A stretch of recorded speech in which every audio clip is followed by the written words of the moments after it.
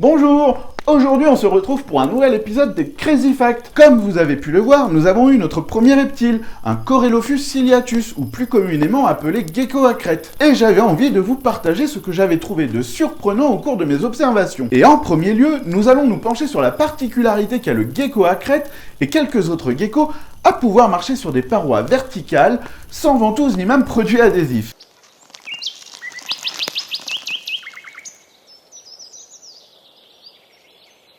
Tout d'abord, gecko vient du malais gekok, une onomatopée censée représenter le cri d'un gecko indonésien. Écoutez, je crois justement qu'on a un gecko tokai dans les parages.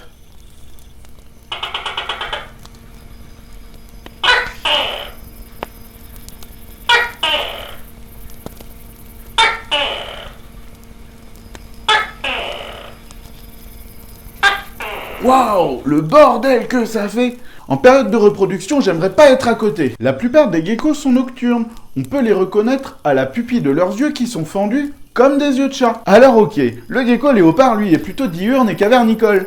Chez les geckos arboricoles, devant grimper de branche en branche, la nature leur a offert un système très ingénieux afin qu'ils puissent tenir sur toutes les surfaces et même à l'envers. Alors, ce système ingénieux, ce sont des cétae. À l'œil nu, ça va ressembler à des lamelles. Mais au microscope, on va voir que c'est composé de milliers de poils et qu'à chaque extrémité de ces poils, il y a des petites ramifications et encore au bout, il y en a encore qui sont microscopiques, ce qui fait qu'il y a des millions de poils par centimètre carré qui vont être en contact avec la surface et que chaque extrémité va agir comme un micro-aimant. Les forces qui sont mises en jeu sont appelées les forces de Van der Waals. Pardonnez-moi pour mon accent, je suis pas sûr de bien le prononcer. Alors pour faire simple, ce sont des forces d'interaction des molécules dues à un mouvement des électrons dans les atomes qui la composent. Bon, c'est un peu du charabia. Et en fait, pour se décoller de la paroi, le gecko va juste un peu avancer la patte, qui va changer l'angle des cétae et qui va donc permettre à la patte de se décoller. Les cétae ont une autre propriété, c'est celle de se nettoyer toute seule. En effet, quand le gecko va marcher sur des parois humides,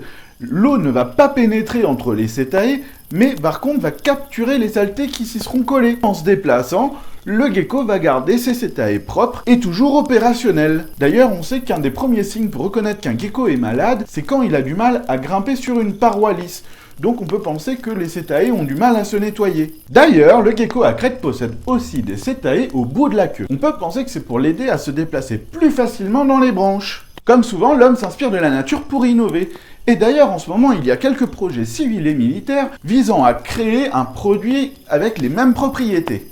Un projet militaire baptisé Z-Man est d'ailleurs en cours. Ce projet permettrait à un soldat de pouvoir se déplacer sur une paroi verticale à 0,5 m par seconde, ce qui correspond à peu près 1,8 km/h. Et un autre projet universitaire, cette fois, baptisé Gexkin, a permis de produire un matériau capable de supporter plusieurs centaines de kilos avec seulement 100 cm² de matière. Bon, je vous l'accorde, on n'en est pas encore au gant de mission impossible, mais on en approche. Waouh, les moufles! Elles sont en photo, parce que quand c'est sale, ça colle partout. Il devait être sacrément sale, ce zob. Et voilà, maintenant vous savez comment le gecko fait pour tenir sur une vitre. Je sais pas si vous avez vu, mais on a passé les 2000 abonnés il y a quelques jours et en plus ça grimpe super vite. C'est super encourageant, je vous remercie beaucoup.